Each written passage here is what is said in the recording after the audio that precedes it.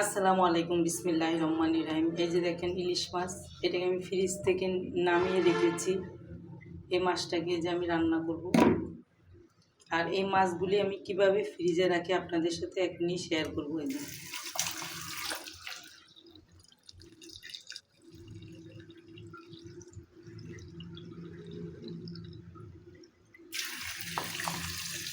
এই যে দেখেন, মাছ থেকে একটু উপরে আমি পানিটা দিয়ে এইভাবে ঢাকনা দিয়ে ডিপ ফ্রিজে রেখে দিব, তাহলে ইলিশ মাছের স্বাদ এবং গ্রান খুব ভালো থাকে।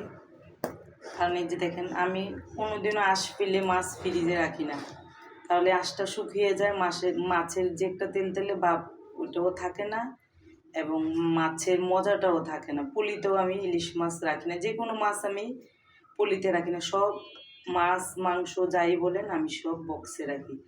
এখন এই মাছটাকে আমি রান্না করব।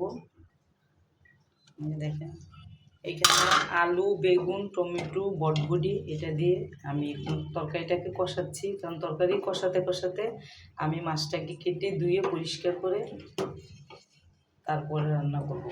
কারণ আমি ইলিশ মাছ অনেকক্ষণ আগে নামিয়ে রাখি না, একটু শক্ত শক্ত থাকতে আঁশটা ফেলে রান্না করব। আল্লাহ হাফেজ।